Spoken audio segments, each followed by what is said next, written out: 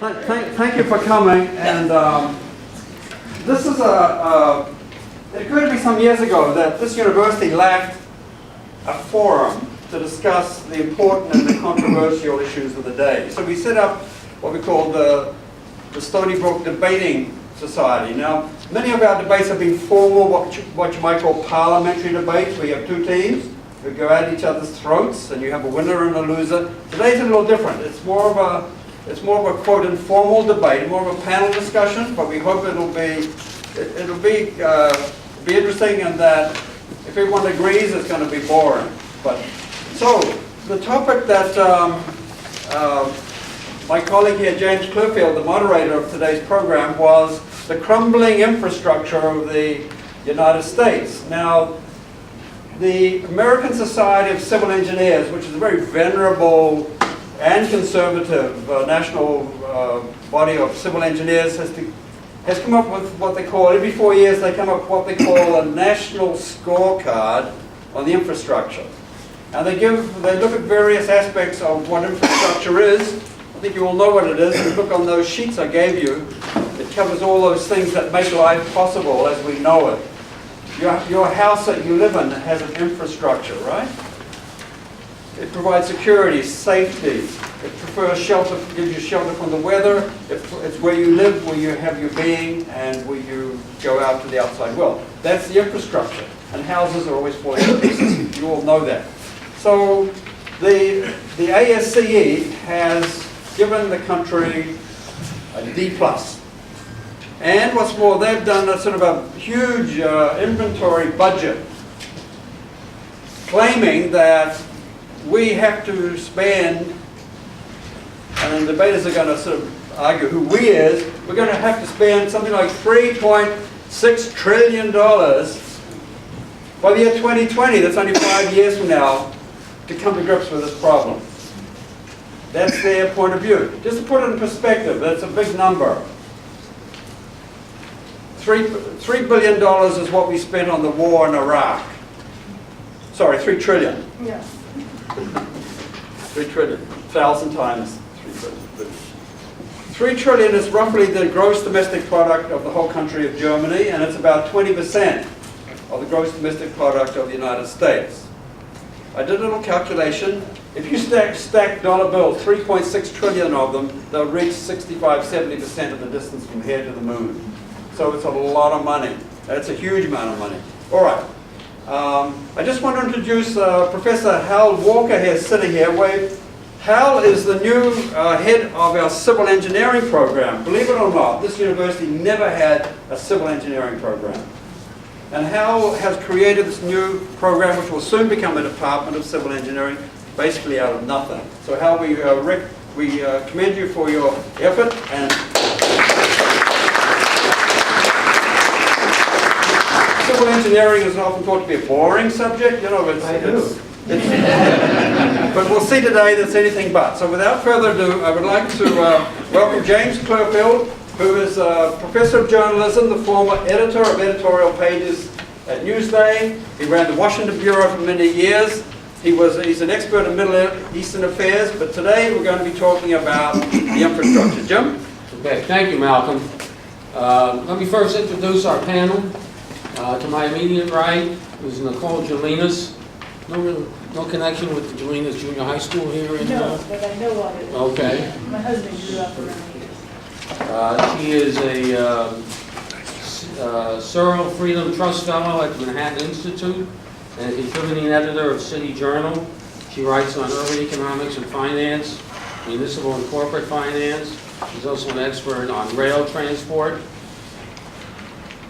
Next to her is Professor Peter Salins, who's a university professor of political science at Stony Brook University, director of Stony Brook's graduate program in public policy, and he's the former provost and vice chancellor for academic affairs of the entire state university system in New York.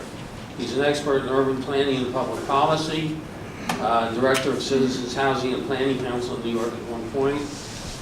He's written extensively on these topics, and he's appeared frequently on radio and television, including The Charlie Rose Show, Current, City Scope, Midday Live, and Eye on New York.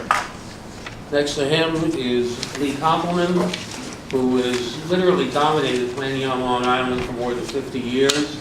He was a longtime Suffolk County Director of Planning and the head of the Long Island Regional Planning Board, as well as being Director of Stony Brook University Center for Regional Policy Studies. He drew up an influential master plan for Long Island that when I first came to Noosa, I was covering. And he's had a leading role in preserving open space, particularly the parklands purchased in Suffolk County. And there is a Lee Koppelman Nature Preserve in the town of East Hampton. And then finally, at the end of the table is Gilbert Anderson, who is the Commissioner of Public Works in Suffolk County. He's at ground zero of what's happening in terms of infrastructure.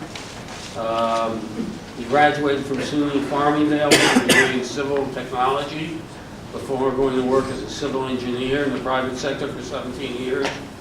He worked in the town of North Hempstead. He had the titles of Deputy Commissioner, Commissioner of the Department of Public Works there. In July of 2006, he became Chief Deputy Commissioner in Suffolk County and Commissioner in February of 2007. So we have an impressive panel of people to deal with this topic.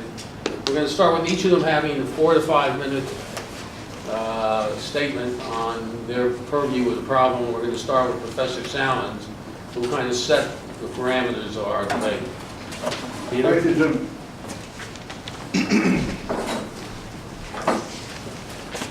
Is there a mic here? Can everybody hear me? Yes. Yeah, okay, great. Anyway, good afternoon. The debate topic is, be it resolved that the United States needs to spend $3.6 trillion before 2020 to rebuild public infrastructure, or the U.S. will steadily spiral down into a second-rate country. All right, that's our debate topic. So should the United States spend $3.6 trillion before 2020 for critical public infrastructure? If by the United States we mean the federal government of the United States, my answer is a resounding no. There are two major parts to my argument. First of all, 3.6 trillion is a vast exaggeration. It's a hyperbolic figure. It sounds impressive, but it's actually much larger. And if you read the engineer's report, you see that. And the second point I make is that most of this infrastructure, whether it's 3.6 trillion or a lesser number, is not necessarily the responsibility of the federal government. It is the responsibility either of state governments or local governments or public utilities or private corporations, most of which have the means to pay for this infrastructure, have a strong, compelling interest to keep it up because their business or their welfare depends on it, so that the notion, what sort of lying behind the hyperbolic nature of the report is that we have this totally dysfunctional, gridlocked, partisanly divided federal government that's incapable of realizing what needs to be done for the welfare of the country. My own analysis of both the report and looking at the issue more broadly is that, as a matter of fact, most of what they're talking about is under the jurisdiction of a whole series of entities in the United States that are not in the throes of gridlock, partisan or otherwise, and that have a perfectly sensible, financial calculus that they're looking at when they make these decisions. But let me just very quickly get a little bit more specific. Most of the people that hear this number or that are told about this problem imagine crumbling bridges, crumbling roads, that kind of thing. As a matter of fact, the Civil Engineers Association, the American Society of Civil Engineers, actually specified 16 different kinds of infrastructure. And I think the problem becomes a lot clearer when you actually go through their list. Dams, okay, I'll buy dams. Drinking water, Drinking water at $1 trillion is the largest single item of infrastructure that they have. Drinking water is the responsibility of local water companies or local water utilities, or in the case of New York City and other large cities, large municipalities. As far as I know, everybody in America is drinking potable water. We haven't had any water crisis. And if we did, I'm confident that the localities or the local utilities would take care of it. Hazardous waste. That arguably is a federal responsibility, but it's a small amount of money. Levies, like we had in New Orleans and places like that. Yes, that is a federal responsibility. Again, if you read the engineer's report, it's not a large amount of money. The Corps of Engineers generally is quite eager to spend money to fix these things. They don't always know what they're doing, and that's a separate issue. Solid waste. 1 minute. 1 minute, okay. Solid waste, that's garbage, local responsibility. Stormwater, local responsibility. Aviation, responsibility of the airlines. Bridges, state and local responsibility. Inland waterways, again, arguably federal, but not that expensive. Ports, regional. We have things like the Port of New York Authority take care of that. Rail, mainly private, and the large rail corporations are actually doing pretty well financially, and they know what they need to do to repair the cracks and other things that are part of their system. Roads, state and local responsibility. Transit, regional and not all that extensive anywhere in the United States outside of the New York metropolitan area. Public parks are almost always state or local responsibilities. Yes, there's $11 billion that perhaps we should spend for our national parks, but far low, this is a rounding error compared to the 3.6 trillion. Schools clearly are a state and local responsibility, and energy is largely a private utility or private individual responsibility. So, in the end, I think that if we parse this whole list of things, we'll find that A, it's not 3.6 trillion, and B, we don't need the federal government to be involved in dealing with this issue. Thank you.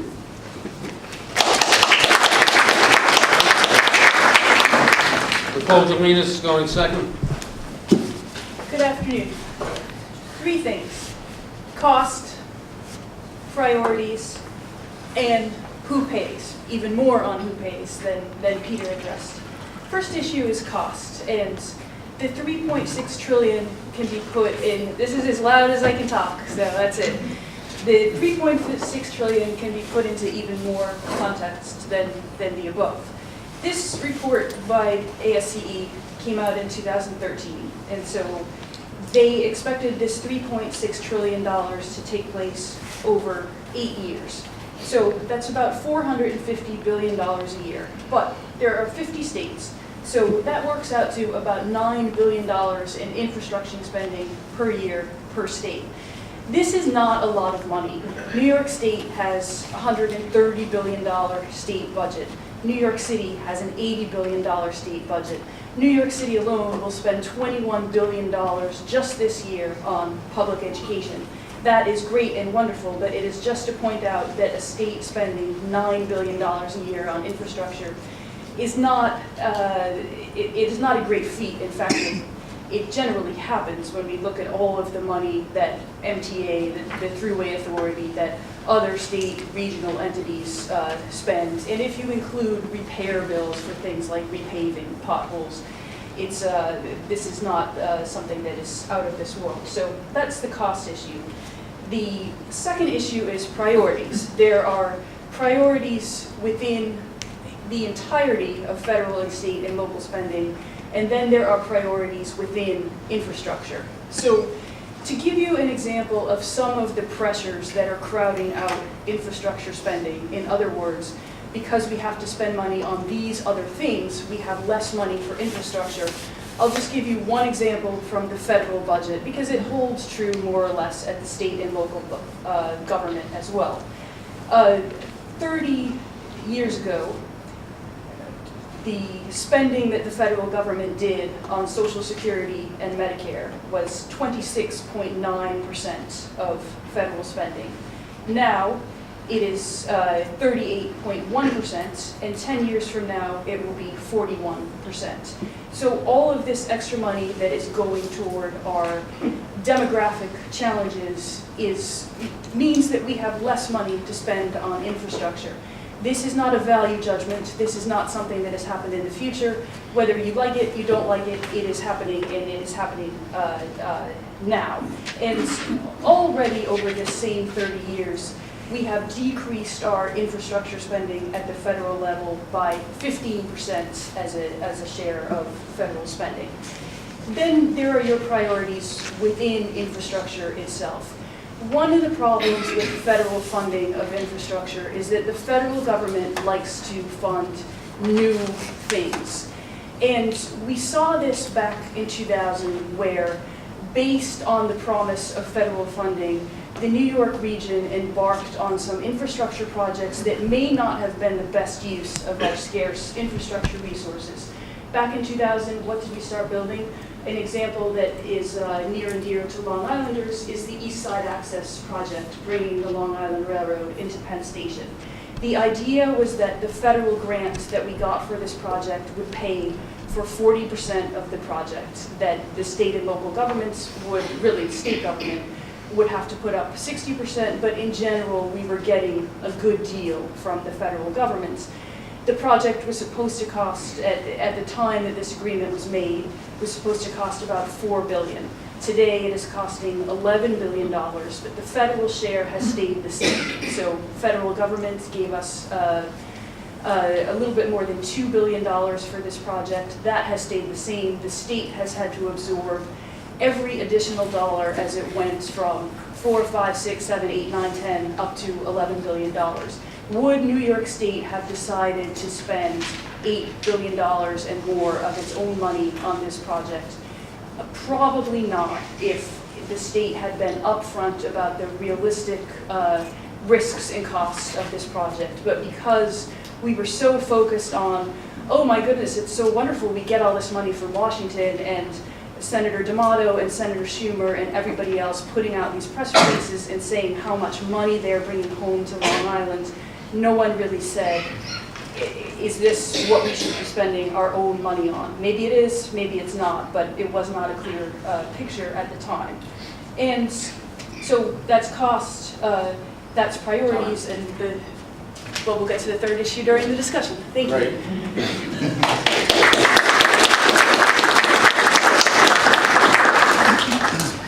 Gilbert Anderson.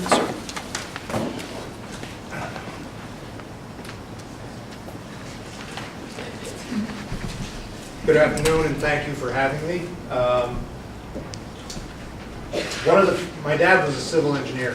One of the first things he told me when I was a kid, and I was talking about going into civil engineering, was the first thing that gets cut when things are tough are infrastructure and civil engineering projects. First thing.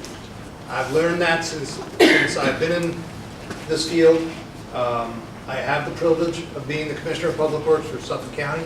I see things from a much different perspective on the ground. The numbers that everybody's speaking of are much bigger than the County of Suffolk deals with, even though population-wise we're larger than 19 states in the Union. So the county has a capital program of about 150 million, give or take 50 million, depending on the year and the need. We have a capital budget, I believe, about 1.5 billion. We have 1,400, give or take, lane miles of highways, 27 sewer districts, but only cover 30% of the county with sewers. Everything else is treated septically. We deal with transportation, a transportation program that could be improved. We have 5 million square feet of buildings. We deal with vector control, a bunch of other things. From my viewpoint, what I see is we need more federal funding. Not all of it. The majority of what we spend in our capital project, our capital program and our operating program is funded through the county. But our transportation, as limited as it is, and we are trying to prove it, we still require around $17 million a year in federal funding, state funding. Apologize. We also get $1 million, give or take, for new buses. We deal with, we need about $12 to $20 million per year in additional federal funding for the highway work that we do, whether it's repaving or reconstruction. And then there's the sewers. We, as I said, only have a limited coverage with sewage treatment, but we sit on top of our drinking water. That is a paradox that we're trying to deal with, trying to figure out how we expand sewers where appropriate in Suffolk County using only the funding that we have. There is no funding, there wasn't any funding for sewers up until we got clobbered by Sandy. With Sandy funding, we have right now about $383 million coming towards, from the state and from the federal government, towards improving sewers. But it's limited, it's very small considering the amount of area that we're going to be able to cover against everything that is still unsewered, if you will. So, from my viewpoint, we need more federal funding. I believe our distinguished panelists are absolutely correct. It can't all be on the federal government, but it can't all be on the local municipalities because there's this limited income source for them to deal with. We're dealing with a budget deficit. If you read the paper recently, we're about 175 in the hole for this year's operating budget. We're not alone. Look at Nassau County. You know, counties in California where the Orange County, 10 years ago, 20 years ago, they ran into problems. Without this funding, we would be very limited in what we are able to do in our improvements. Yes, we will keep moving towards making those improvements. But an issue, and I'll just bring it out there, Smith Point County Bridge. Bridge to Smith Point Park. Anybody's familiar with that, you'll notice it's an old bascule bridge. And it is at a point in its life where we have to reconstruct it. The cost is going to be about $40, $50 million. That impact to do that to the county budget is huge. So we would look to the federal government to aid us in doing that. I'll leave it at that, and I look forward to the continued discussion. Thank you.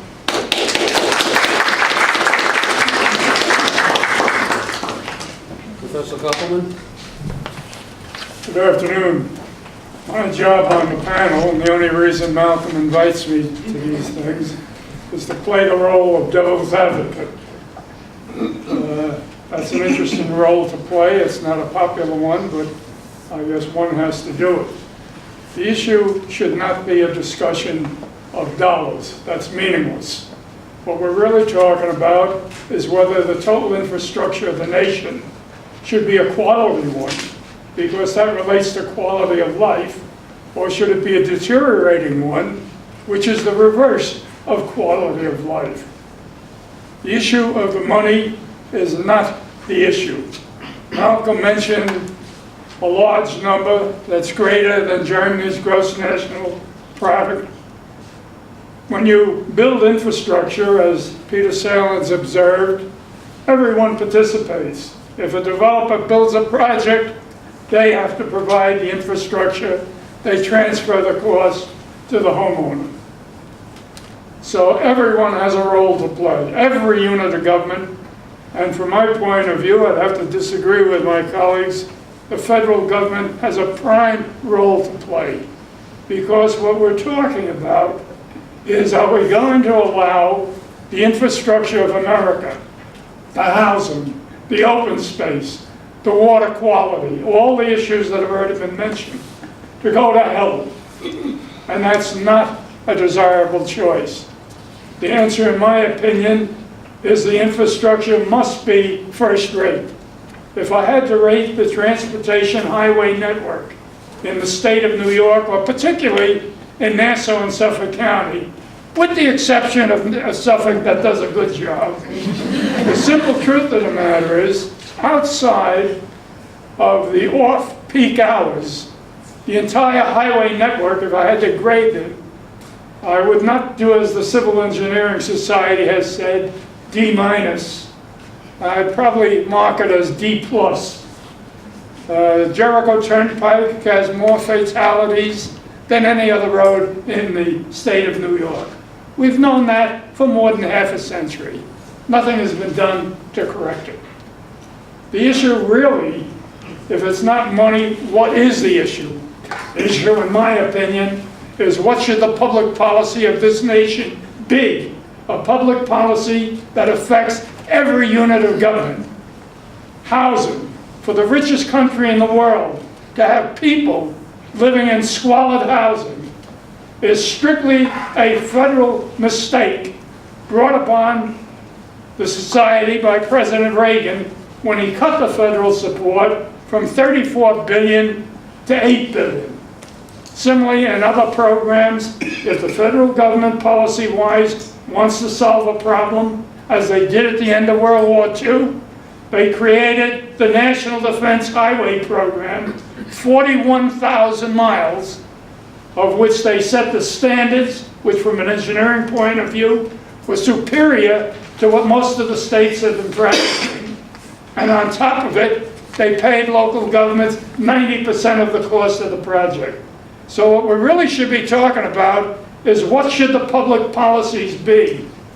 Should we provide support for housing? Should we provide support for transportation? Those are two basic social needs that affect all of the population.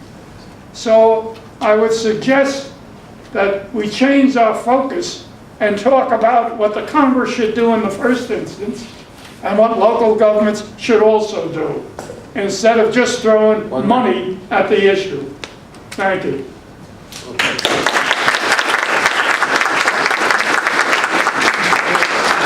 That we have a basic disagreement here between Professor Salmons and Professor Koppelman about the role of the federal government. So let me have you two guys go at it and see if is there any common ground here, or is there a problem? Yeah, I think one of the things we get into whenever we talk about the federal government, first of two things. First of all, we imagine some sort of a magical source of money. The money that the federal government spends does not come out of thin air and doesn't come from other countries. It comes from the taxpayers of the localities and states of the country. And in the process of collecting these revenues and then dispersing them, generally states like New York lose. We easily send more than $20 billion a year to Washington than we get back. So the notion that we would somehow benefit from a more aggressive federal investment in infrastructure is misplaced. But there's a deeper issue, and that goes to the heart of why we have some of the gridlock in Washington.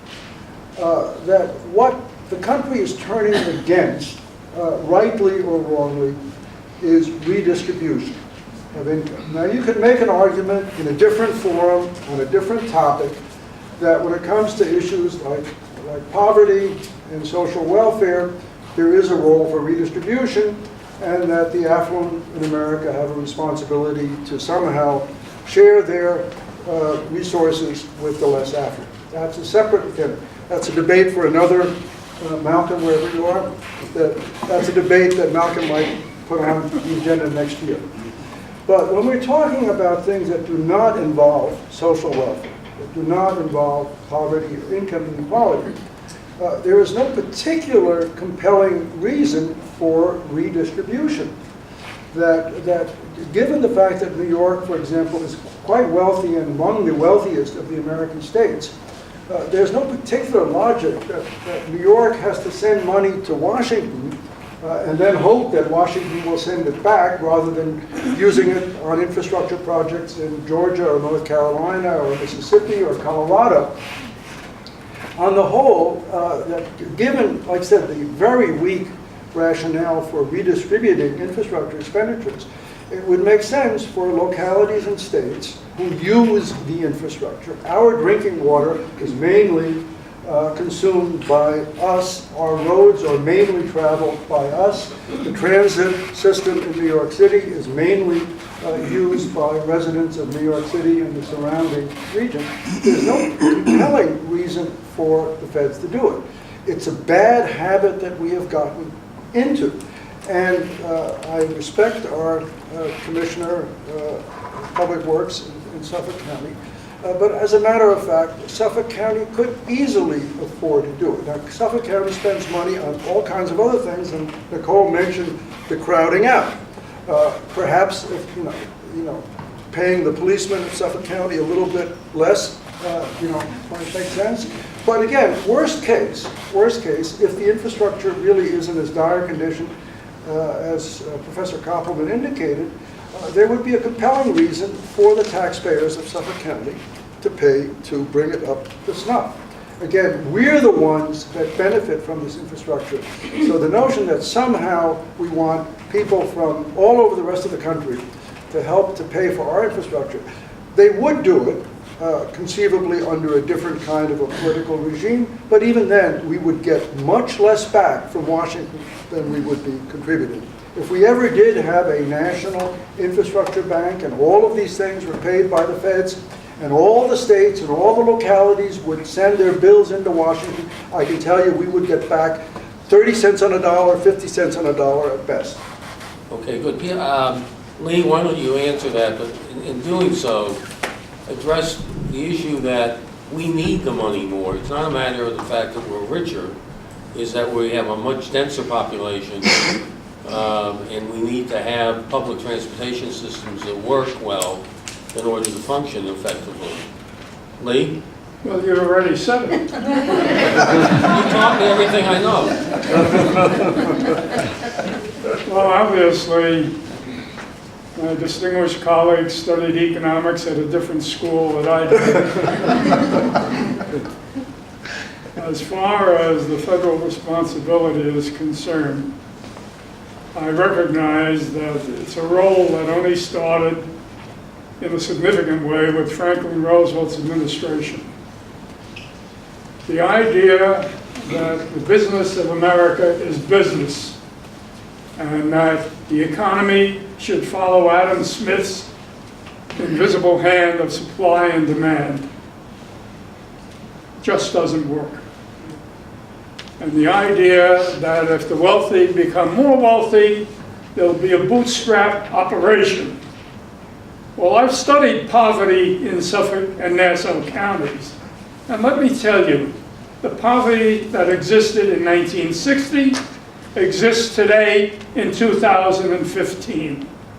As far as the federal responsibility is concerned, they are responsible in my judgment. For example, the only housing program that addresses the issue of people of very limited income is a program that provides rent supplements, or it provides money for new construction.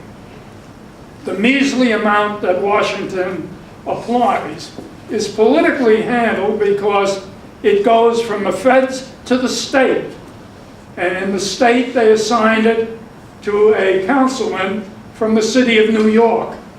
Guess who got 100% of all the money for a number of years? And it went to New York. And I'm not saying they don't have a need.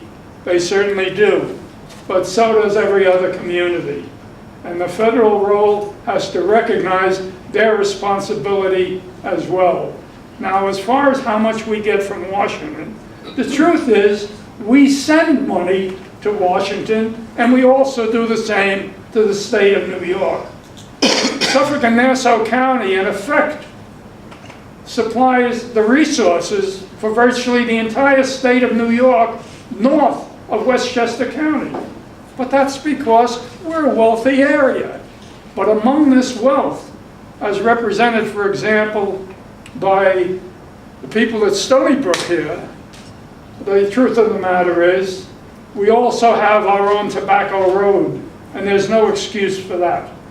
And I'd have to attribute that in large measure to two things: the unwillingness of local government to take responsibility vis-a-vis their zoning and their planning, and the federal government in eliminating the federal support that's necessary. Instead, we come up with these cockamamie programs, like the governor's program to save New York by giving businesses that'll promise to create jobs, 10 years tax-free. Well, that's great if it works. Quite often with these programs, they don't create jobs. I'll stop you there because I want to get Commissioner Anderson in on this and then back to Nicole. Thank you, good points. Commissioner, they're saying you guys can't do it. You should be doing more. And I'm trying to put this into my perspective, and I think the easy target for me is with regard to sanitation and the impact on groundwater. In the 60s and 70s, there was the Clean Water Act. That funded 87% of the funding that enabled Nassau County and part of Suffolk County to become sewer. That funding dried up, and the monies went elsewhere, and for a good 30 years, the county scrambled to try and figure out how we expand sewers. Sewers were basically left up to developers. We tried to get them to work together. We tried to get them to do certain things, but at the end of the day, because they're driven by a different God than we are, they did not, or were not able to, we did not have a program that successfully expanded sewering and protects our groundwater. Now, the federal government has stepped in under Sandy, and we are getting funding, and we are able to expand sewers in a limited capacity. Again, I go to the fact that there's only so much the local municipalities can do. I agree with the gentleman to my left that we shouldn't look for a handout. We are, in fact, putting a lot into this monetarily and with blood, sweat, and tears. But we cannot do it without that. And whether it's 30% or 50%, that federal funding, if we can get more, again, we are larger than 19 states in the Union, just the population of Suffolk County alone. So with that equation in mind, we should be at least able to get to that level. And I believe in many cases we're below that level. Nicole, you want to add something here?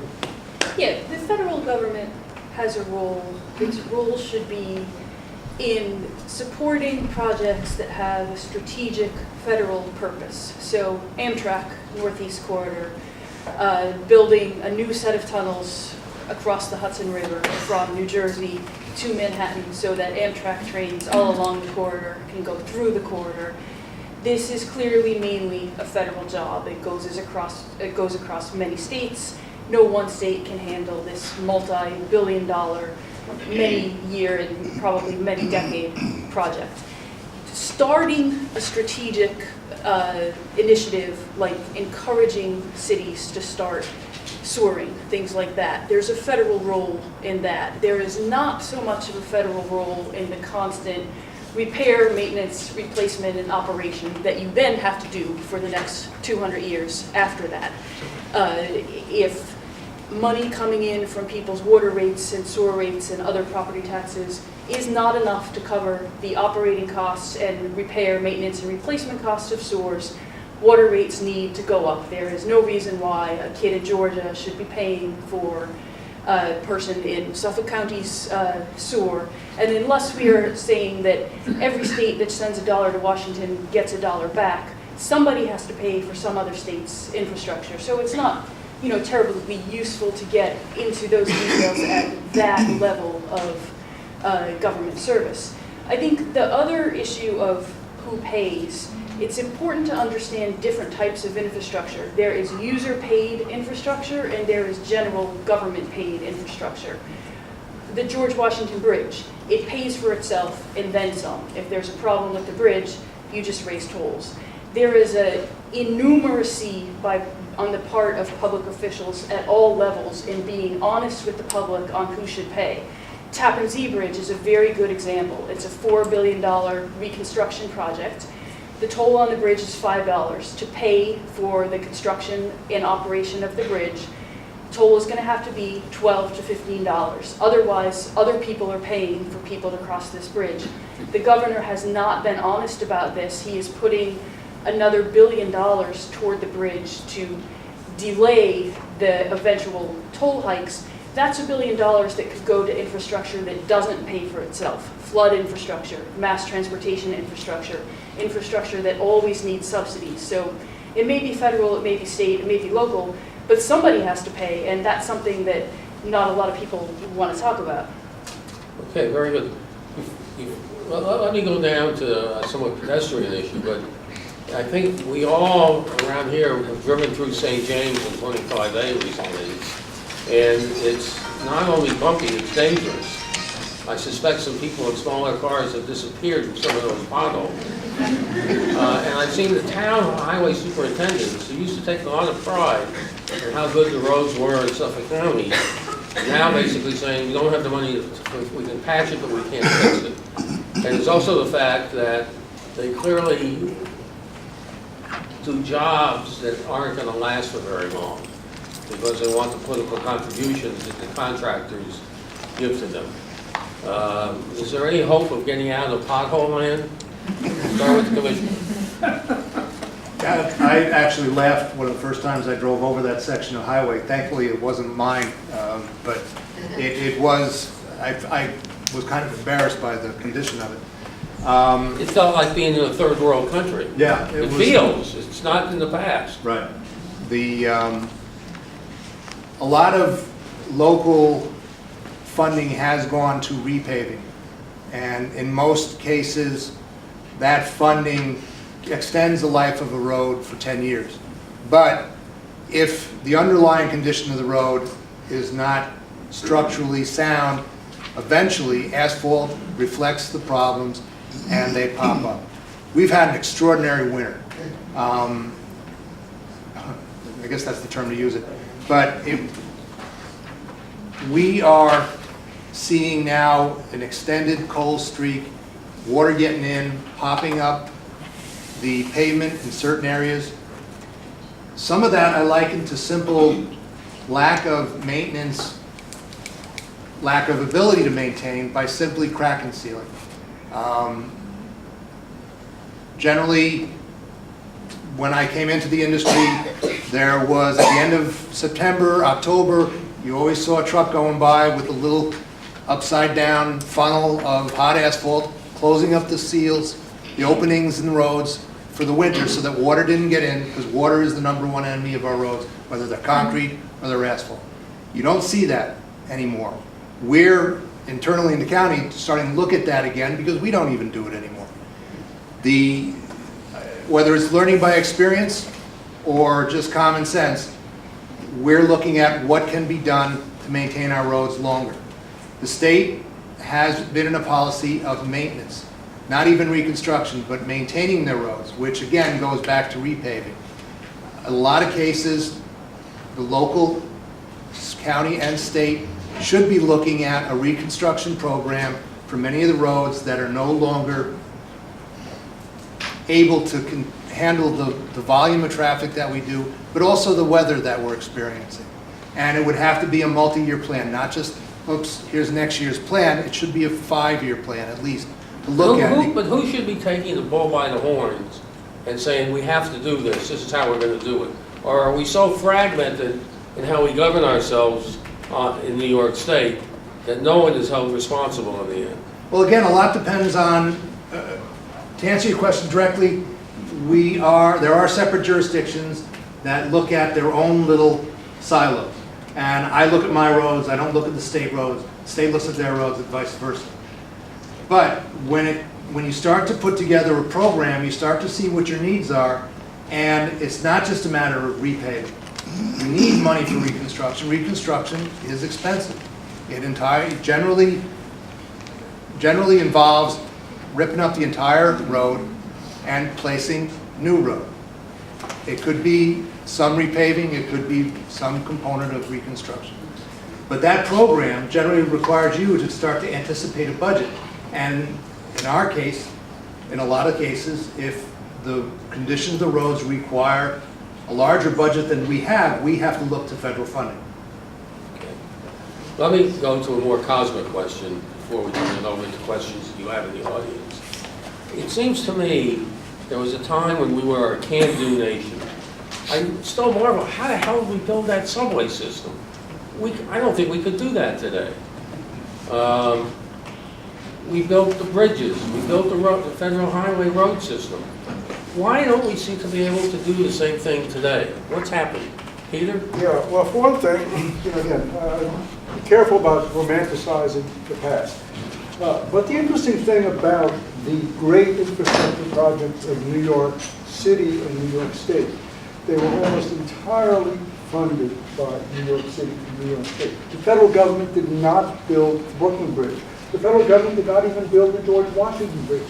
The federal government did not build the New York City subway system. The New York City subway system was built by a series of corporations that eventually went bankrupt, and then it became first the New York City Transit Authority and then under the MTA. So as a matter of fact, the federal role wasn't that great. Now, the federal government did help to subsidize the Transcontinental Railroad. The Erie Canal, as far as I know, Nicole, correct me if I'm wrong, was largely financed by New York State, right? Yeah, so as a matter of fact, the reason we're not a can-do nation is because we are trying to kick all of these expenditures to Washington. And in Washington, again, Washington is turning against the idea of massive intra-U.S. redistribution, so that's the dilemma we face. But there's no reason why a wealthy state like New York and a wealthy city like New York and a wealthy set of counties like Nassau and Suffolk cannot finance these things. Again, as far as what we can and cannot finance, the public employees of Nassau and Suffolk counties have the highest incomes, highest salaries, any public employees in the nation, even higher than the public employees of Westchester County, another quite wealthy county. You're talking about us as professors as well, right? No, we professors ought to be paid, not that anybody else. No, but our school teachers, our police officers, all of them are paid way more. And actually, if we could curtail some of those expenditures, again, we're under pressure from the public employee unions and so forth, but if we could curtail some of those expenditures, we might have the funds to take care of this. New York, by the way, has much more of a problem than many other states. I was just in Washington State just days ago. There's no infrastructure problem in Seattle. They are spending a fortune trying to relocate an expressway that right now is blocking access to Puget Sound, but they're doing it mainly with their own funds. I didn't see any potholes. Now, granted, their winter is not as severe as ours, but generally I saw well-paved, well-maintained roads. Water seemed to be drinkable from what I could see. Everything seemed to be functioning well, and I challenge you all to drive around the United States. I was also in North Carolina not that long ago. Everything seemed to be in pretty good order there. We seem to be particularly prone to neglect our infrastructure. Again, partly because we divert so many of our public resources to public employee pay. As well as what Senator Moynihan, and you actually pointed out, Moynihan always did his report on how New York was a net loser in terms of federal funds. Anybody else want to address this big question of can we still do big things, especially here in New York? Well, I'll chime in. We're building a lot of big things right now in New York. We're just not doing them very well. I mean, East Side Access is the biggest single transit mega project in the country. This is a huge, huge project. There are two huge blasted caverns underneath Grand Central Station that they are fitting out right now. We're building phase 1 of the 2nd Avenue subway. It will be open, probably in another 2 summers, so two years from now. We'll note that down. Yeah. But the problem is we haven't managed them very well. We haven't been honest about the costs. We didn't even get into how federal labor laws push up construction costs. Just the people who wave the flags outside of construction sites to keep pedestrians safe, not doing any construction work. New York City had been paying them $15 to $22 an hour before federal auditors came along 3 years ago and said, wait a minute, under union rules, they should be making $35 in pay and another $35 in benefits. So you turn a $30,000 job into $150,000 plus cost. That is a cost that comes out of your construction budget. And, you know, can we do big things faster? One of the reasons we can't replicate what we did 100 years ago is because there are more people. We don't want to be inhaling dust and not sleeping at night because of construction conditions. There is a democracy. People have the right to say, I don't want a bridge going over my house. You know, I want to decide, do we want to be a low-zoned community or a high-zoned community? You know, these are all, you don't really want someone doing something too fast and avoiding all of these difficult questions. One thing, Lee, you might address quickly, please. The fact that we have rebelled against Robert Moses for all the good he did. A lot of what he did was so high-handed and done poorly in the end that there's been a reaction against doing big things because of Moses. Well, I'm not here to blame Robert Moses. He was a product of He's his dead, he time. can't hurt you anymore. I'm not completely sure about that either. Actually, Peter made a comment about salaries, and he's absolutely right. Salaries are high. But there's a reason for that. When we created the Suffolk County Police Department, for example, we did not want them to follow the pattern in the city of New York, where a number of the cops always had their hands out because their salaries were not at a livable wage for the city of New York. So when we set up the Suffolk Police Department, we wanted it to be a professional police department who thought of themselves as professionals, which they are.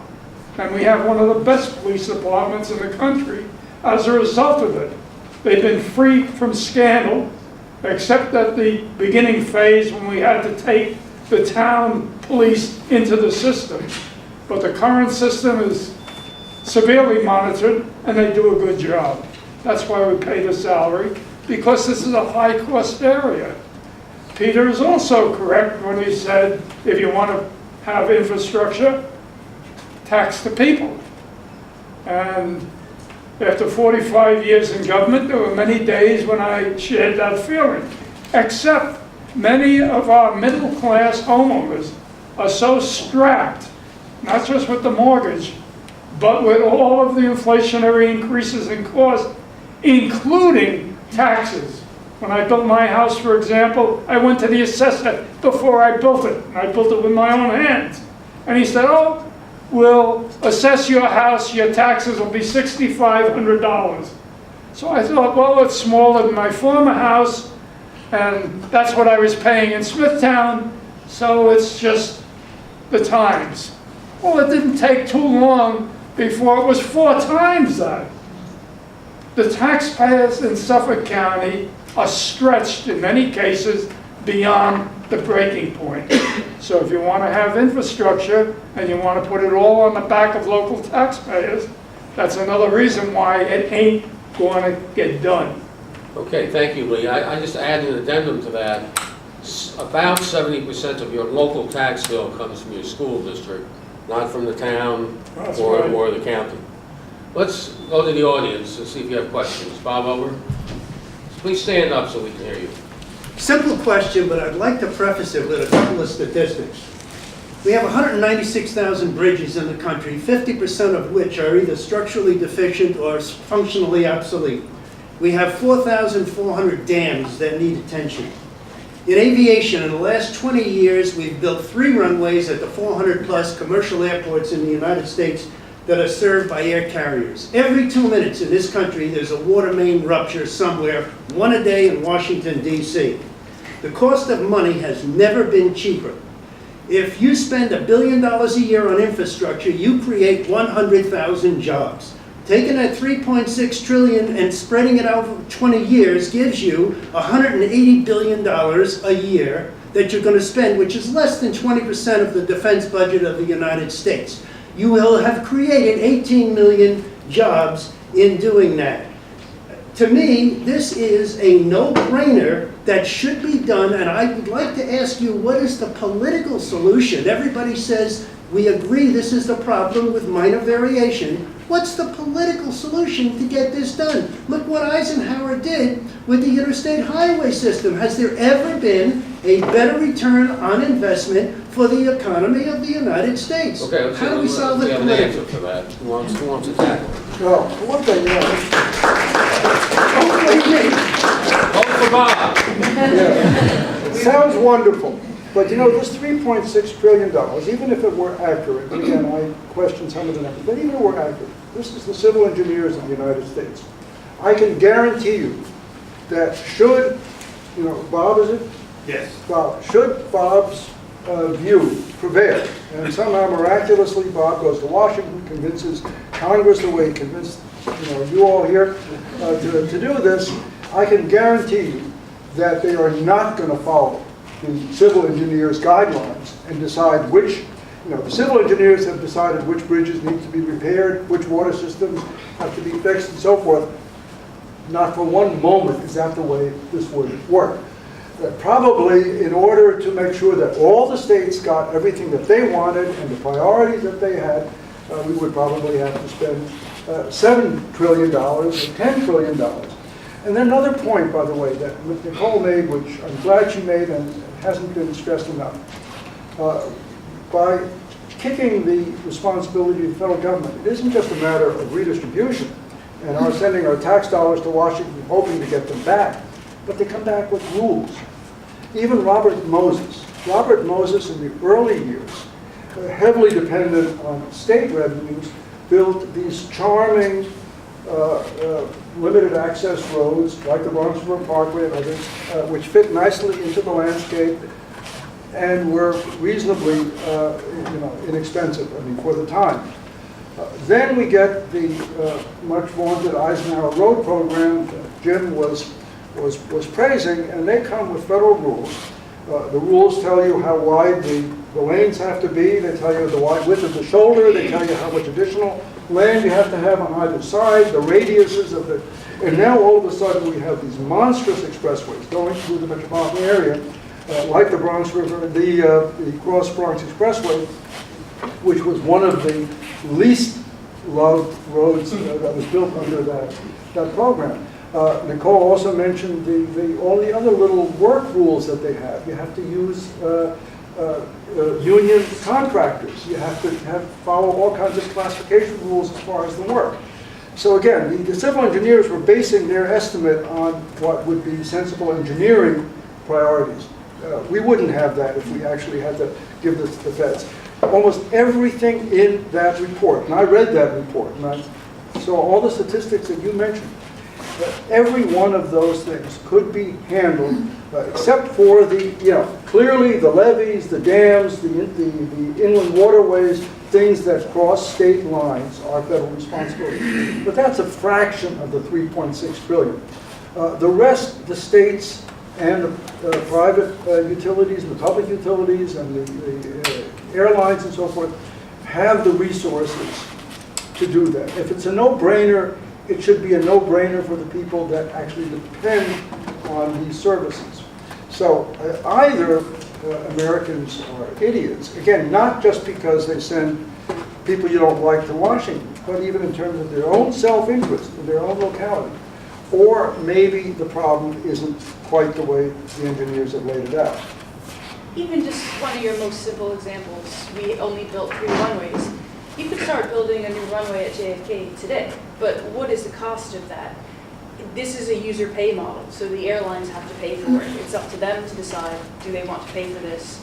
Then, the cost to Jamaica Bay, the cost of noise in the community, it is not so simple as borrowing $1 billion and building a runway. Is it something that we need to do, or is there actually pretty good reason why we haven't built new runways? And even national highways. A lot of these highways were not good ideas. Look at New Haven, look at Boston. That they built that before actually, and they used their highway money for the big dig. We had this top-down military-style program to cover the country in highways. the way people live is they spend their whole life in their car. I mean, if you want to go to the doctor, it's half an hour in the car. If my mom wants to go to the supermarket, it's 25 minutes in the car. You know, we moved away from the cities. That's fine for people who like that lifestyle, but it was the government driving a lot of people to that lifestyle, and people are starting to turn back to the cities. I mean, you know, kids can't wait to go to the city because they don't want to spend 3 hours a day in the car running errands. Not to mention the fact that young people can't afford housing in the summer. Yeah, well, they can't afford the city either. We're running out of time. Let me take 3 questions together, and then we'll have the panel deal with them. Back here. Hi, Just yes. stand up so you can hear me. Oh, okay.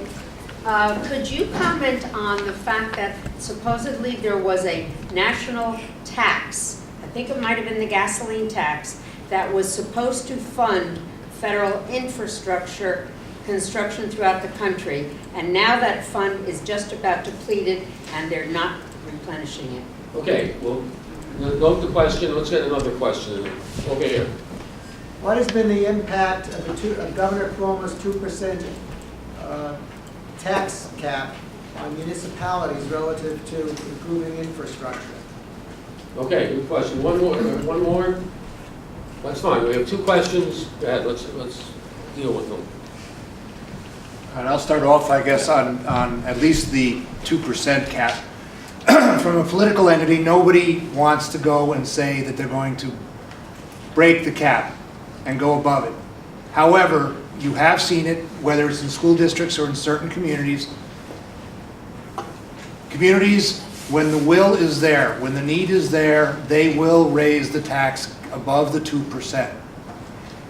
Government does a lot of funny math with the way they come up with their budgets. They'll find money in different places, but eventually, when the rubber hits the road, they have to make a decision. Are they willing to go above that 2%? And generally, everyone, whether it's a board, a legislature, or whatever that body is, everyone has to make a stand, whether they're willing to pay for those improvements and go above that 2% or not. And I think that's, in my humble opinion, that's the bottom line, is when it becomes important for the citizenry of the United States, whether it's a county, a state, or the federal government, we have to find a way to fund the infrastructure improvements. I can't speak on the national gas tax. I'll leave it to somebody else. Someone want to pick up on that? Yeah, the gas tax actually, it's not exactly a user charge because it's not entirely clear that Could you speak a little louder? Yeah, the gas tax, which funds most federal highway expenditures, it's not a pure user tax, but it comes close. And frankly, in terms of that particular issue, yeah, there's no reason that the gas tax can't rise over time to cover the cost of, you know, the federal highway expenditures. So that is a case of sort of a political logjam in Washington that doesn't make an awful lot of sense. As far as the tax cap, in terms of my taxes, as Jim pointed out, I live in a home in Port Washington, the western part of Long Island. Well over 2/3 of my taxes go to the school system. Of that 2/3, 1/3 goes to pay for retiree pensions and retiree health care. Again, those expenditures were not decided by the Port Washington School District. Those expenditures were imposed by the state of New York. One of the great sort of hidden issues that is not fully addressed by the tax cap is all of these mandated state expenditures that drive up local property taxes. Frankly, if there were a little bit more sense in Albany, not Washington, on some of these issues, there would be more than enough money in the tax collections of Suffolk and Nassau County to take care of their roads and parks and other infrastructure needs. Terrific. Professor Challenge, you have the last word. I have a feeling we've only scratched the surface. This has been beyond my expectations. I think there's an awful lot to this. Thank you for your attention. I thank the panel for their excellent remarks.